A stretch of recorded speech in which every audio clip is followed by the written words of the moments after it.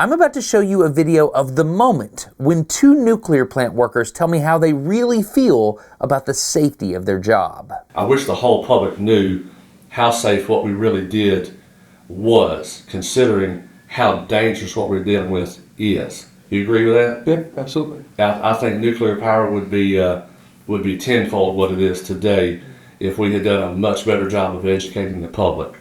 A lot of people come to me and ask me, what is nuclear dangerous? I'm like, the people that I know, they retire out, they die of other natural causes, not related. It's not cancer.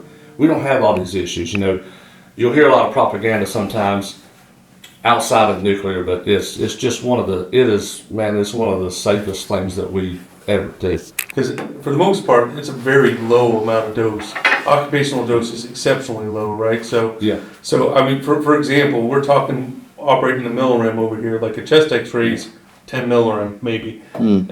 A single X-ray? Single chest X-ray is like 10 millirem. Got it. And I won't see that in a year, maybe, depending on what you do. Some people will see more than that, but definitely not within one trip in the plant. Right. This is the second video in the Smarter Everyday deep dive series into nuclear power. I've always kind of instinctively thought nuclear power was a good idea, but now I'm trying to understand it at its core, pun intended. And to do that, we're traveling all over the country and meeting the people that know this stuff, and I'm asking them the hard questions. I'm so excited about this whole series, and today's video is about radiation and how nuclear workers stay safe. Nuclear is a loaded word. It has an association with nuclear weapons, which is understandably scary. And there's other words like contamination and radiation. If you don't understand what's going on around the physics involved in these words, it can be quite frightening. Those two men that I just showed you in the video, they work around nuclear reactions every day, and they've done it for decades, and they're not afraid. It's clear to me that they have some kind of understanding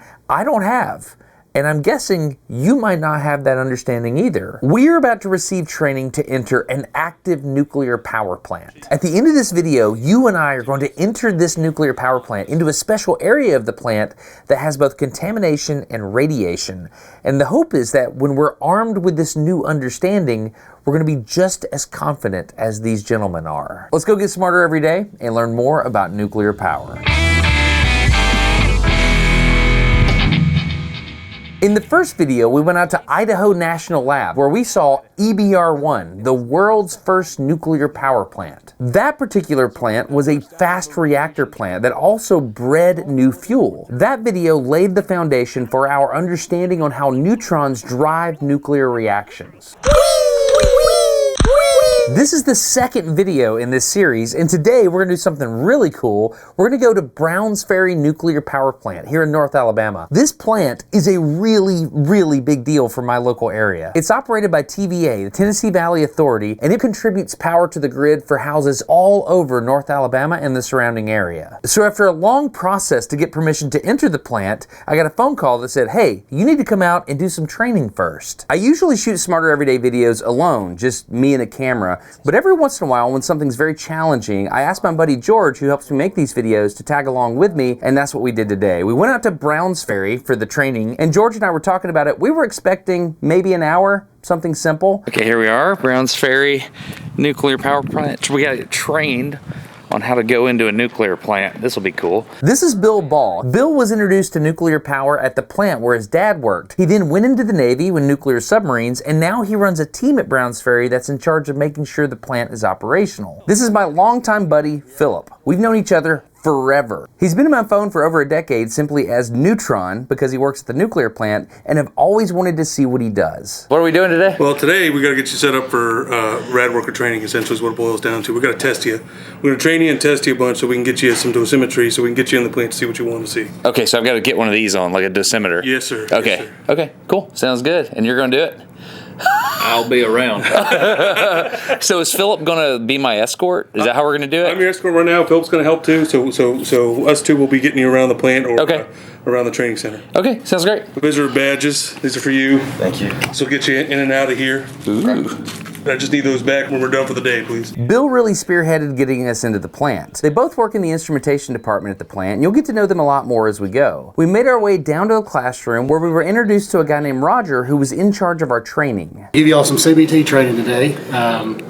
for your dress out. Before it's the prerequisite for your dress out.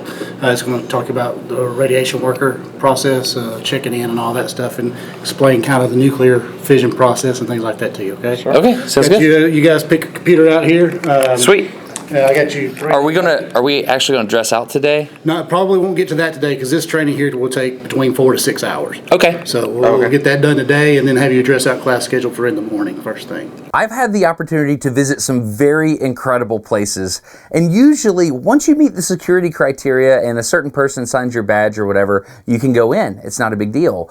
This was very, very different, because I had to take training, and it wasn't just like, oh, sit down and let us talk to you for a few minutes. We're talking hours and hours and hours of computer-based training that we had to go through in order to get access to this place, and they gave us an exam.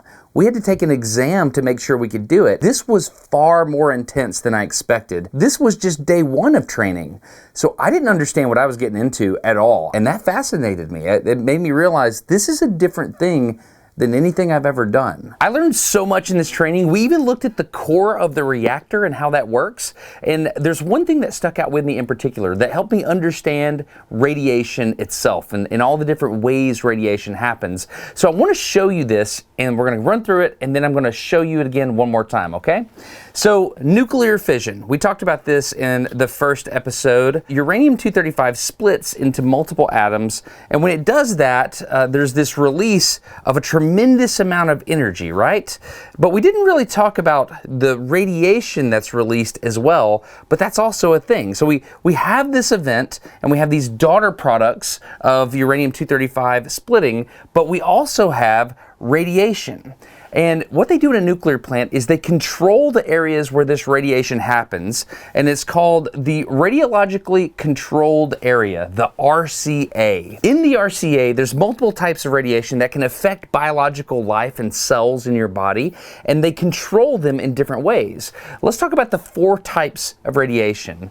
The first one I want to talk about is called alpha. Alpha radiation happens when the components off these atoms fly off, and you get something that looks like the nucleus of a helium atom, right? 2 protons, 2 neutrons, so it's really big. Got a little excited with the model. There's an extra neutron. Pretend that's not there. And it can fly off, but it's easy to stop. It can be stopped by something as simple as paper. So if this alpha radiation comes in contact with paper, it stops, which is cool because this means we can use anything thicker than paper to shield against alpha particles in our radiologically controlled area. The second type of radiation is called beta radiation. Now, beta decay usually is like an electron or even a positron, okay? So these electrons fly off, but they can fly right through paper.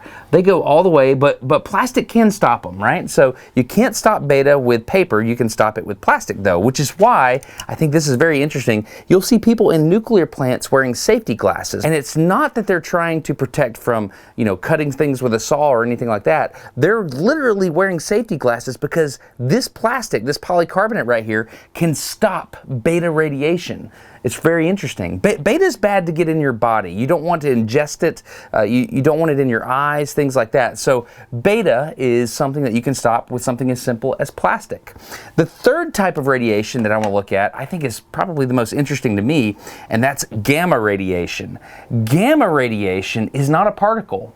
It's a wave, a very high frequency wave. It's higher frequency even than X-rays. It can go through paper like it's nothing. It can go through plastic, all the way through plastic. It goes all the way, and you're typically going to want to stop gamma with something like lead. You know how when you go to the dentist and they put this lead apron on you to stop the X-rays? Well, gamma is higher frequency than X-rays, and it can penetrate things kind of like X-rays, but even more energetic. So it has to be stopped with something like lead. Okay, so we have alpha, beta, gamma. There's another one that's fascinating, and that is neutron radiation. Do you remember in the first episode we talked about this little guy? Whee! Little fast neutron. Well, neutron radiation comes off of this event, and they're very, very fast, and they can go through all kinds of stuff. They're going to go past your paper, past your plastic, even lead. They usually have to be stopped by concrete, specifically concrete that has a high water content. An interesting thing about neutron radiation is it interacts with hydrogen atoms quite a bit, and that slows it down. And so if we had water, you could slow down neutrons with water. And so the people that work in a radiologically controlled area, they understand all the physics associated with alpha, beta, gamma, and neutron radiation, and they can control the environment by different types of shielding. And I think that's fascinating. So what I want to do real quick is I want to show you, just with one still shot right here, I want to show you where these different types of radiation stop. Because when I took this training, this is the visual that stuck in my mind, okay? So for alpha radiation, it can be stopped by paper. For beta radiation, it's going to be stopped by plastic after it goes through that paper. And for gamma radiation, it can go straight through paper, straight through plastic. It can be stopped by something like lead. For neutron radiation, it interacts with hydrogen atoms, and so it can be slowed down by water, or in the absence of water, it can be stopped by something like concrete. This is how radiation is controlled in what's called the radiologically controlled area. This is how they shield against that kind of stuff. All of this describes radiation, which is a very different concept from another word that's very similar in my mind: contamination. These two things are different, and Philip has a pretty interesting analogy to explain the difference. Yeah, the crudest way that was explained to me, but it stuck with me, is if you imagine your dog makes a mess in the yard. It is, if you walk up to it, you can smell it. It is affecting you, but you can walk away from it. However, if you were to step in it and then you track it in the house, now it is affecting all over the place. You are contaminated and you're spreading contamination. Makes sense. Okay, trust me on this. I bought a plastic pile of dog poop to demonstrate this, and then I realized this is an important concept, and I want to learn this exactly once and never forget it. So we're going all in. All right, this is my my friend's dog, Duchess. Duchess, come here. Good girl. All right, here we go. Please forgive me for this analogy, but I think this is going to work. I have a very complicated setup here. I have multiple boards, and we're about to learn about contamination versus radiation. Okay, so I have some contamination right here, right? This is contamination. I don't like it. I do not like this at all. Notice how I take this glove off. That's going to be important later. So right now in this room, there is a smell radiating from this dog poop right now. It's awful. I don't like it. I'm a little sad at my life choices. However, there's a smell coming off. How do I know that? Like, how do I know that there's a smell happening that's unpleasant? And the answer is, I have a nose. And that nose is a detector that I'm using to detect that smell that's radiating from the dog poop, right? But what about this radiation right here? We have this unstable atom that has some kind of radiation that's coming off of it. It looks like it's gamma. How do we know where that is? I don't have a detector on my body that can tell me that. By the time I can feel it or anything, it's way too late, okay? So, radiation workers, or I guess nuclear workers is the proper term, have a very special thing called a dosimeter. This is a DAD, a digital alarming dosimeter. In the way that my nose sends a signal to my brain that says, hey, something's bad and it's probably poop, that isn't in my body. But what this does is it makes a noise with a little speaker, and I can hear that, and that tells me, oh, I might be around radiation.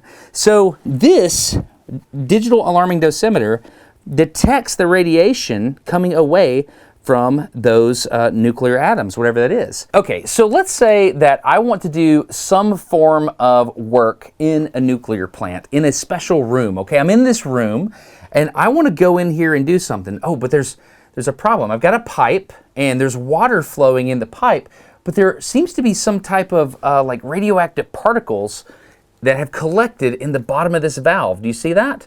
Okay, well, that's probably not a great place to go in there. So how do I know if I can come in the room or not? How do I know if it's safe for me to go in? Let's just hide in the safe area first. How do I know? Well, let's think about it. So if we have different types of radiation coming off of these isotopes, then let's think about what we can do. We have alpha, beta, gamma, neutron. Well, we're not going to worry about neutron because that's mostly in the core of the reactor. So let's don't think about that right now. So alpha stops at paper, beta stops at plastic. So we don't have to worry about them because they're contained in the steel pipe. But think about this gamma. This gamma could probably go through that steel pipe because you need something heavy like lead to stop it, right? So let's look at our little dog poop analogy. What could we do to prevent the smell? Oh, here's the thing we could do. We could put a little cover over the dog poop so the smell could no longer get to us. And since we know that lead stops gamma, we could do what we talked about earlier, right? We've got that lead blanket from the dentist office. You remember that? So is there a way we could wrap lead around this area of the pipe that has contamination in it to protect us in the room? And actually there is. You can just wrap that entire pipe with lead, and suddenly it prevents gamma from getting out into the room and it protects the person. So just like we were able to shield the dog poop to get over here, if we put lead over that radiation like that, then we can prevent the gamma from getting over here to where we are. So that's a really interesting technique. So that's the first way that a nuclear worker can protect themselves in a room with contamination. They can use shielding, which is very interesting. They are now shielded from that radiation. Well, what's the other thing we do? All right, let's go back and look at our turd analogy here. So if I had to do some work around this dog poop and I got close, like the closer I get, the more uncomfortable I feel. And you can see it with the nose even. Like if I come in close, oh man, it smells so bad, I gotta get away. If I change my distance, then I can keep myself safe. So I wouldn't want to do any work over here. I would want to work here if I can control that, right? So that's the second way that a nuclear worker can protect themselves from radiation or contamination, is keeping your distance from the source, okay? So we've got shielding and distance. And what's the third thing we would do? If I had to work around that dog poop right there, man, it smells bad in this room. I would want to get out of the room as quickly as possible. So that's another thing we can do. We can just go over, do our work, and get out of there really fast. So that's fun. I'm gonna do it again. Get in there, get out, okay? That's called time. So shielding, distance, time.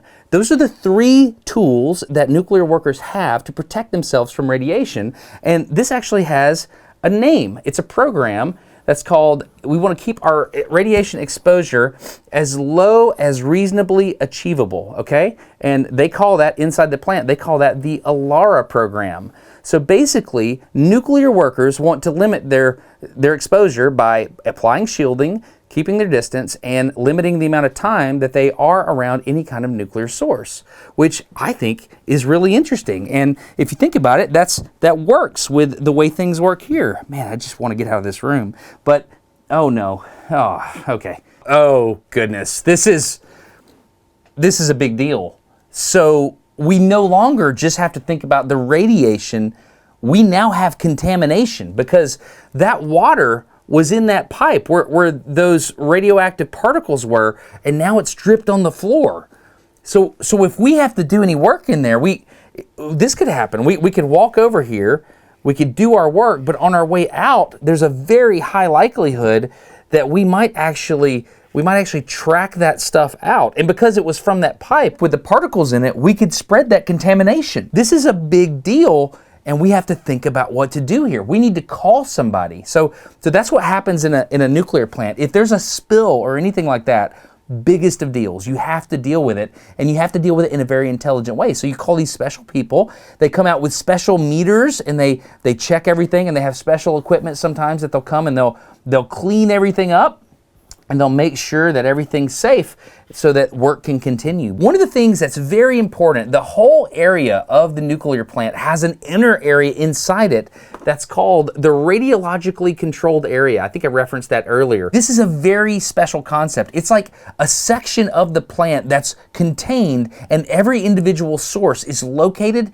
and quantified for its radiological effects. And so before you go into a plant, you have to check with the authorities, and they tell you, okay, if you're going to that area, there's a special valve over there that's hot, so you need to keep your distance or limit your time around it. This concept of the RCA is very, very important for Alara because that's how they control where everything is. And so if there's a spill and it changes the area, they document all that in the RCA documentation, and you know where to go and what to do when you're there. So these are the main concepts that I learned in that training, and it was really good training actually. There's a lot of numbers that went along with it. We got to learn how the core of the reactor worked, which I really enjoyed. But the last thing is you have to take an exam.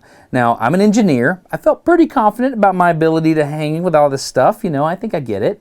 George, however, theater major. A little concerned about George's ability to get all this right, so I was a little nervous for George.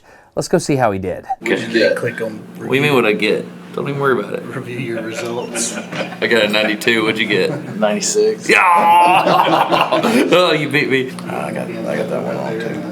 Hey, we got it. High five.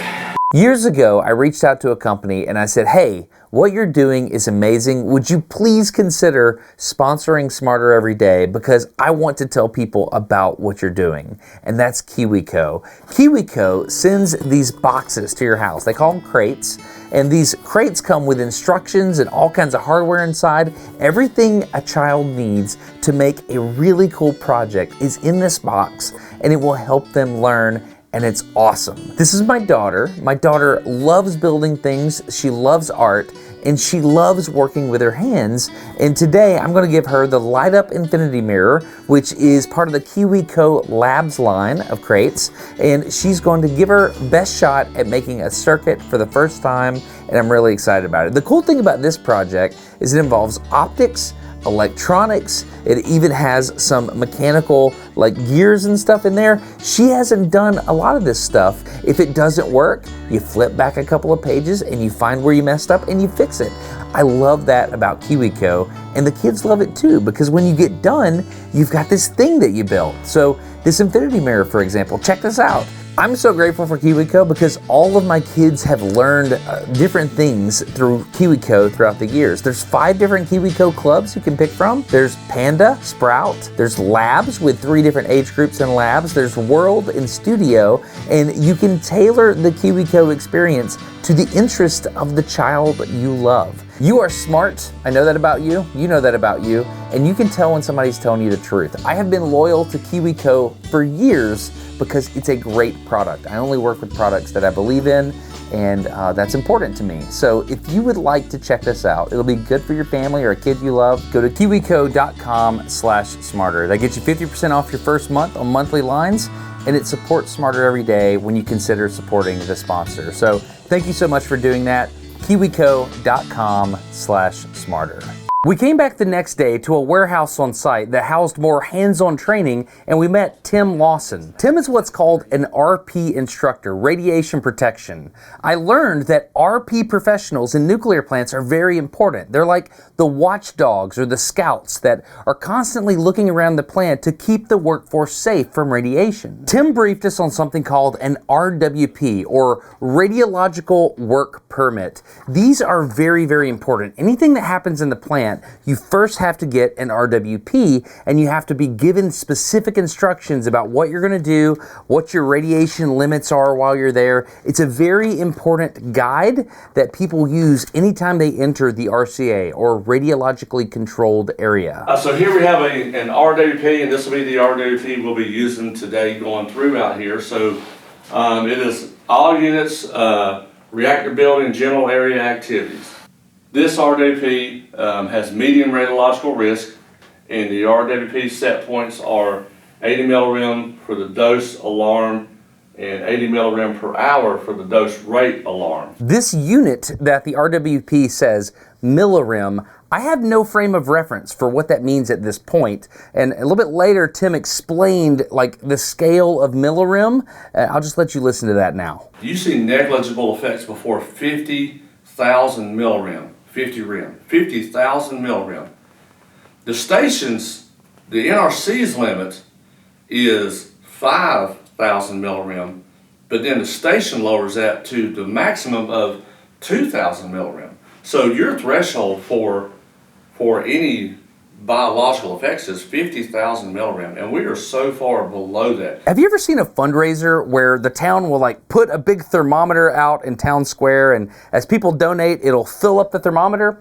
Well, this is how I think about the dosage limits you're allowed working at a nuclear plant. So Tim just said that 50,000 millirem is what's required in order for biological effects to happen to your body, right? Now, in this case, that's way in the sky. That's off the board, okay? I'm looking at 2,000 millirem, which is what's allowable at Browns Ferry Nuclear Power Plant. And this is how I think it works. So first of all, as a human on Earth, you are going to be exposed to radiation just as a function of being on Earth. Like, that's cosmic rays and stuff like that hitting you. You're going to get radiation just in the background of your everyday life. But because you are a nuclear worker that works at a nuclear plant, and today you're going to get a radiological work permit, an RWP, and you're going to read it and you're going to say, oh, well, today I can get 80 millirem, and my dose rate alarm is 80 millirem. So what that means is I can go into the plant and I can do my work, and that's my limit. So let's say I went and I did my work and I got like 35 millirem, okay? Well, I would just add that to my little thermometer. And tomorrow you do it and you got maybe 40. And so you do this over and over and over, and it's cumulative. The amount of radiation you're exposed to over the course of a year adds up. But let's say tomorrow you are required to go work in a different part of the plant that has a hot spot. There's more radiation there, and you might get more radiation than typical. Well, that's okay. As long as the RWP allows it, you're allowed to get that dosage of radiation. So this goes up, up, up, and they keep up with how much radiation each individual worker receives over the course of their job. Now, there's two ways that nuclear workers can measure this. The first way is called a DAD, a digital alarming dosimeter. Now, a DAD is pretty interesting. It works kind of like an old school pager that measures radiation. Now, I'm assuming it measures gamma. I don't really know, but it's pretty interesting how it works because it's doing two things. It's measuring a rate, meaning on my RWP it says I can get 80 millirem per hour. So basically, the rate at which the thermometer is going up, that's what this measures. There's another thing you can use, and that's called the dosimeter of legal record. Now, this one works a little differently. A dosimeter of legal record looks like this. It's like a little thing that you wear, kind of like a name tag looking thing. And this thing measures the cumulative effects of being exposed to radiation. So a DLR, basically how that works is you wear it for 3 months, and then after that, or some unit of time, you send it in to get measured. And they can look at it and they can say, oh, you got this much radiation in that time period. I'm assuming it's like some film in there, and they'll measure how much the film was exposed, something like that. Not sure how it works. But these are the two tools that you can use to figure out how much radiation each worker is exposed to. So a DAD, a digital alarming dosimeter, that gives you the rate, and you can use math to figure out what the total dosage that you've received is. And a DLR, a dosimeter of legal record, that gets you just the totals over a certain period of time. All this is meant to give you an ALARA compliance, the as low as reasonably achievable goal. So these are not amounts of radiation you receive on that RWP. This is the upper limit. You don't want to go over these numbers.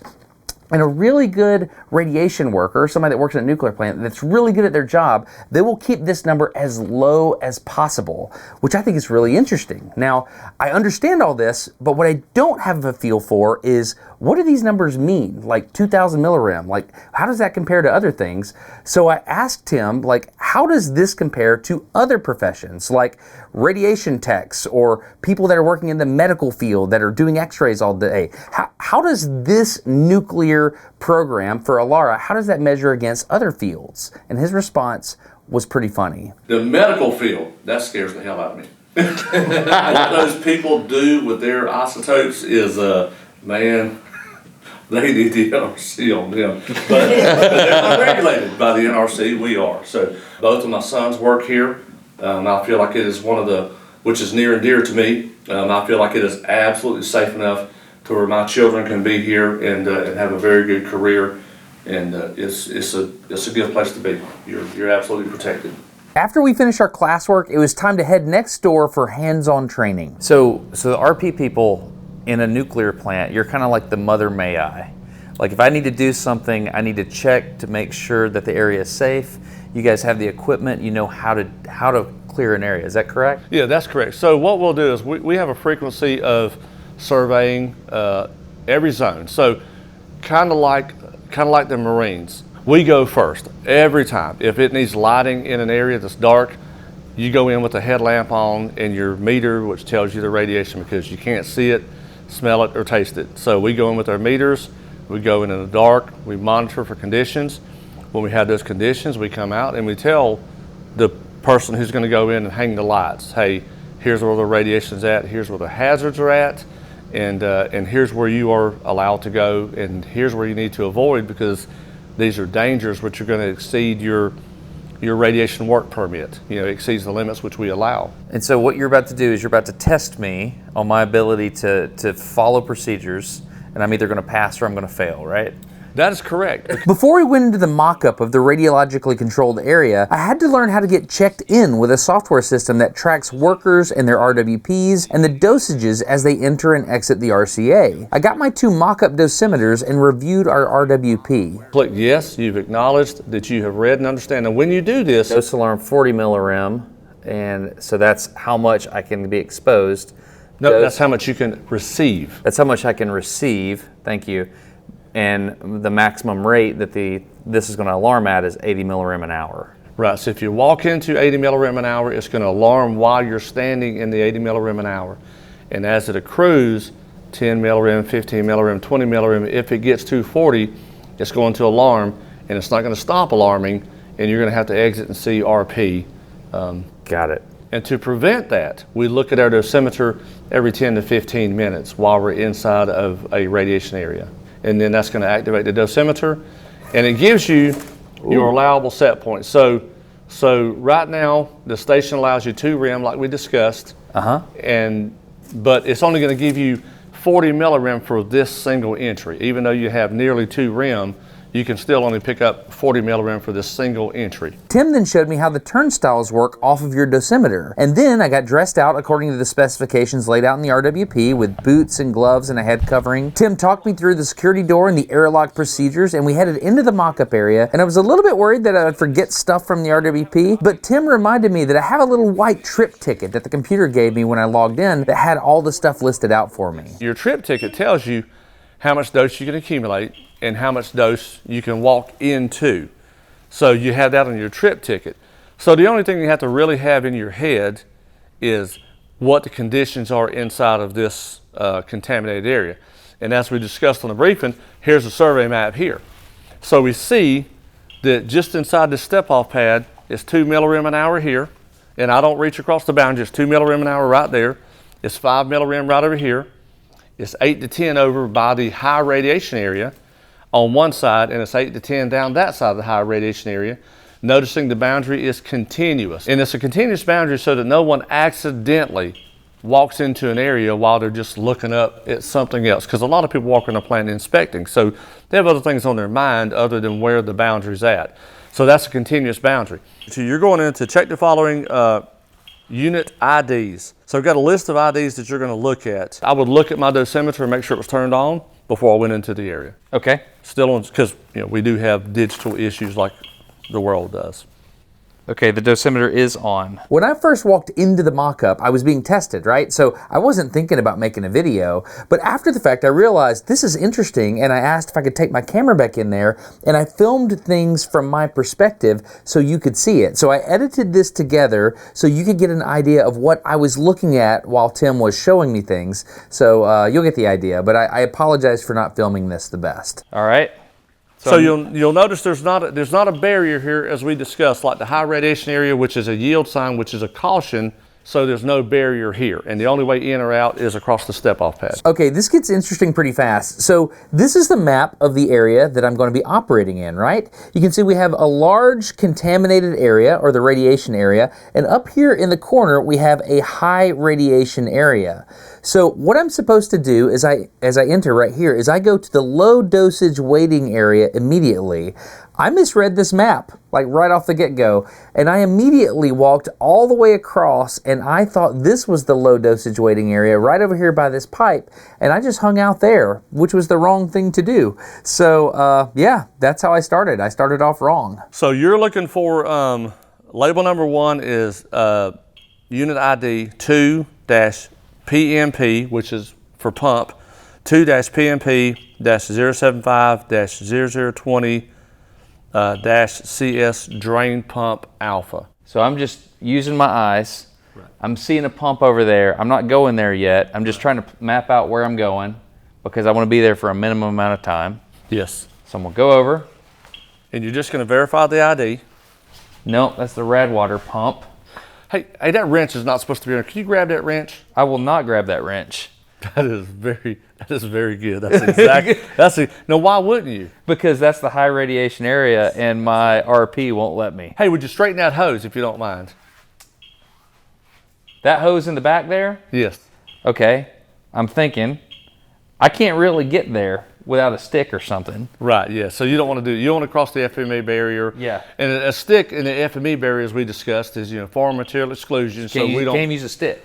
Well, you want to you want to log and document everything that goes Every into tool that passes the barrier. Correct. Okay. Tim continued to ask me to do different things and look at stuff in the environment, and these were basically ways to distract me. And so he would try to ask me to do something that would break radiation protocol, and he would see if I would catch it. And so it was fun. When George and another TVA employee went through this exercise, I got to watch, and you'll notice that they're waiting in the correct low dosage waiting area. So there's that. This training helped us piece together a lot of the information in our heads into a simple set of behavior rules that would minimize our radiation exposure. So shielding. So that shielding. That's temporary shielding. That is temporary shielding, and that is lead. So what if we had to do maintenance on that valve? Could you remove that lead shielding?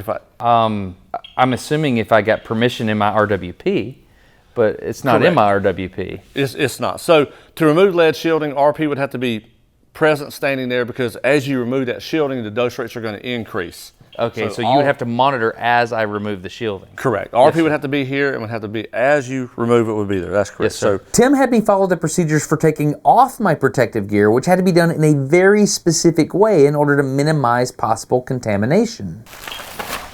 Okay. Yep. Now I'll note this: when you peeled it off, it came like out past the line here. Don't do that. If it had something on the bottom of it, it would sling it onto the clean area. Wow. And like I said, this is the most likely area to get a clean area contamination because of the migration of, like the dirt that will be on your shoe when it's sprung, it'll spring out onto the clean area. So I just rubber band shot a potential hazard that way.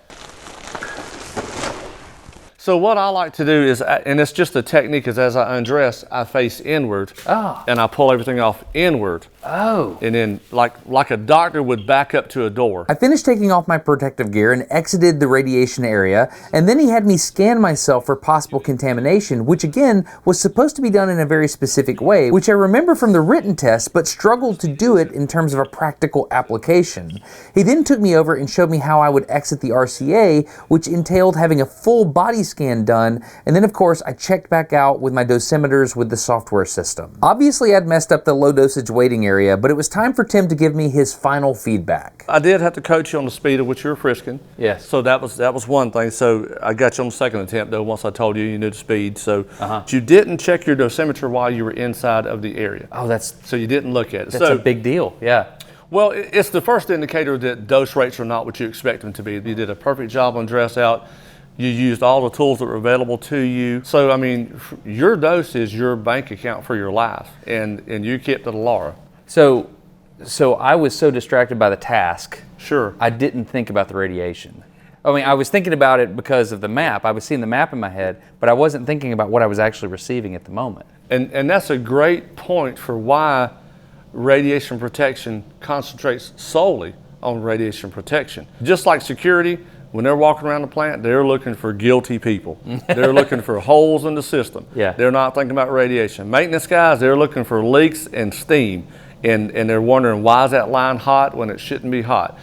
That's their focus. Our focus is strictly radiation. Well, yeah. Well, that was a great real world scenario. I really appreciate the time. Thank you so much for teaching me. Absolutely. So Hey, good job. Yeah. And now, when I submit this paperwork, you will be fully qualified, okay? Okay, we are now certified. We have moved from knowledge about nuclear plants to understanding. So we're about to go into the plant, and Bill's going to say a lot of things as he takes us in, but you now know what these terms mean. So listen to what he says and see if you know what's going on. All right, so here's what we're gonna do. We're gonna go in the RCA. You're gonna put your dad on here. Philip will go in last. Just make sure you're all good. You get the green light, and we'll go in. Okay. Now you got your hard hat, Yes, safety sir. glasses, Yes, hearing sir. protection, DLR, and your dad, right? Yes, sir. Good to go. Great. Currently, I have 0 milliram. Okay, so what I'm about to take you into is the secondary containment area, right? You'll notice that there's some locked doors and everything, like watertight doors. We do this intentionally because this is our absolute last means if something bad happened. That's where we keep it all. We keep this area at a negative pressure just to make sure we keep all the containment products inside secondary containment if something were to have happened.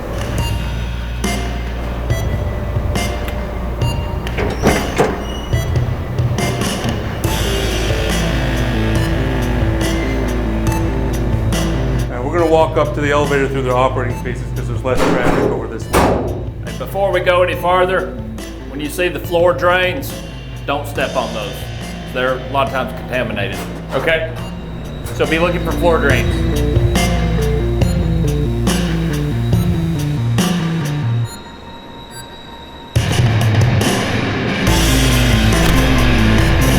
Can you believe this? We're in a nuclear plant as a part of the Nuclear Power Deep Dive series. I am so incredibly excited. I'm going to show you something. It doesn't seem like it could be real. It's real. This is where we're going in the next video. We're going to go over an open reactor core as they refuel it. You're going to be right there on a bridge on top of this thing, and we're going to get to look down into the reactor core. It is so incredibly fascinating. Now that we understand the radiation and how contamination works, you're going to understand what it's like to walk through the plant, and we're going to see like how that reactor works, and we're going to understand it. It's so fascinating. So a big thanks to everybody that supports Smarter Every Day over at Patreon. You make this happen. So very excited about this. If you would like to be notified when the next video in the Nuclear Power series comes out, I've got an email list. You can go to smartereveryday.com and just fill out the email list thing there, and I will send you an email when the video comes out. But we're so much to learn as a part of this series. We still have so much to learn at Idaho National Labs. Like, there's so many things that go into making nuclear power happen, and it's fascinating. So I'm excited you're here with me because I'm grateful that I get to learn this and I get to learn it with you. And that's really cool. We get to do this together and it's fun. So big thanks to TVA and Browns Ferry Nuclear Plant for allowing us to do this. I'm grateful. I'm learning so much. So yeah, consider subscribing to Smarter Every Day if you haven't done that. And I'll see you on the next Nuclear Power Deep Dive video. That's it. I'm Destin. You're getting smarter every day. Have a good one. Bye.